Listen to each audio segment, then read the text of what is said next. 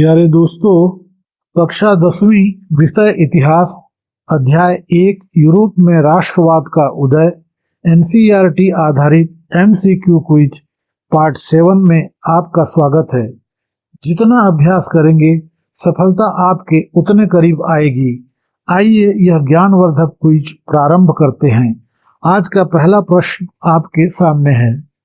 उदारवादी राष्ट्रवाद में लिबरलिज्म शब्द किस लैटिन भाषा के शब्द से लिया गया है? उदारवादी राष्ट्रवाद में लिबरलिज्म शब्द किस लैटिन भाषा के शब्द से लिया गया है? आइए ऑप्शन देखते हैं। Option A liber, option B liberty, option C liberal and option D lab. Now correct answer is option A liber.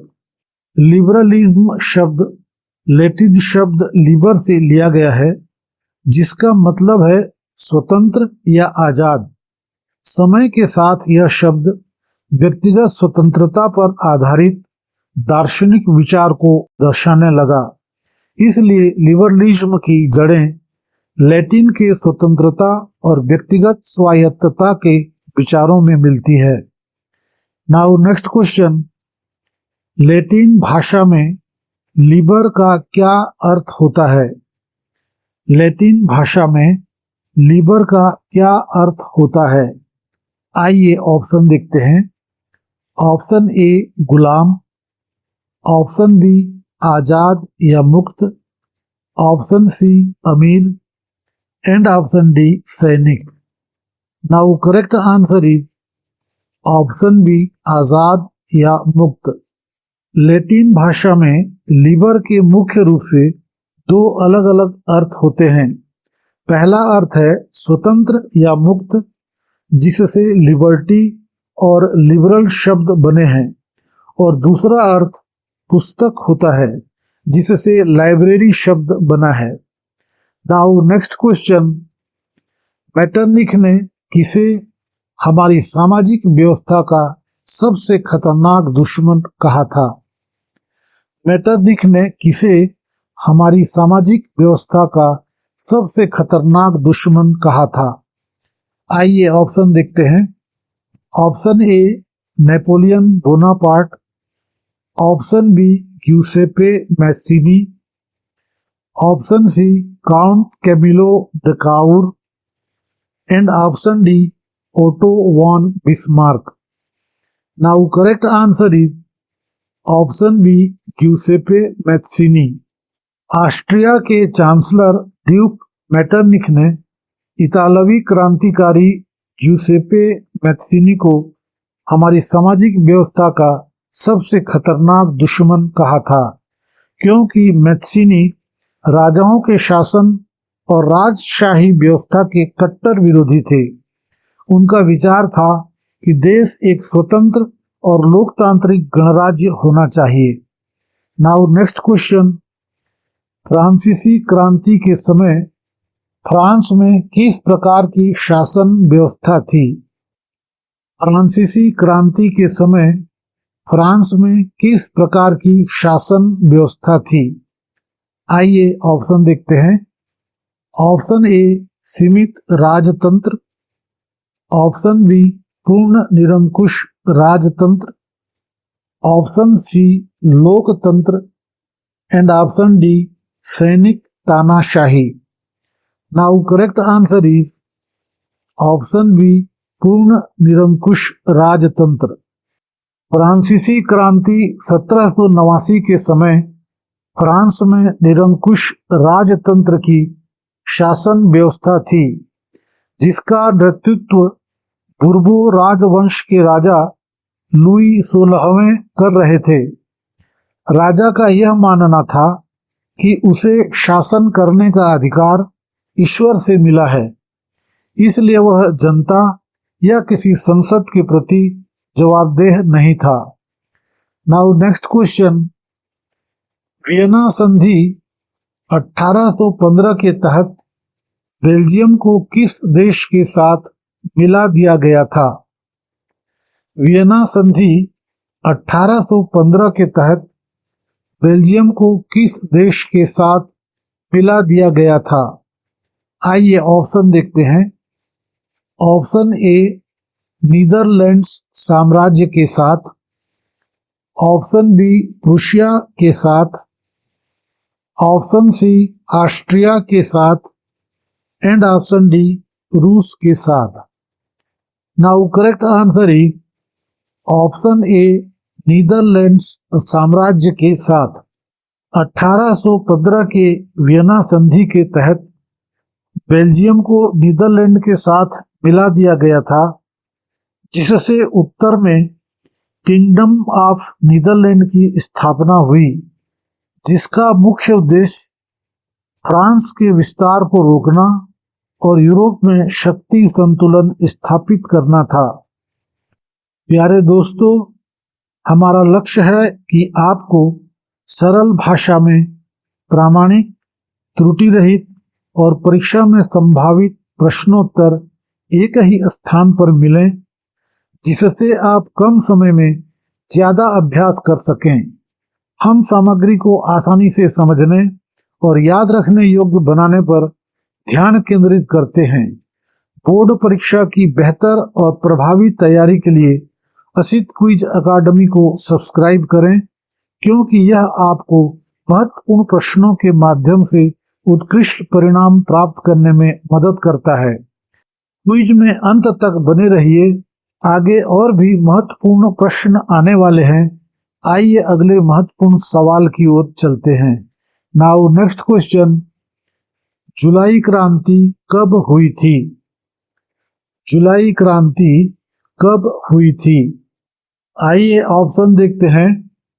Option A July 1789, option B July 1830, option C July 1848 and option D July 1871। Now correct answer is option B July 1830।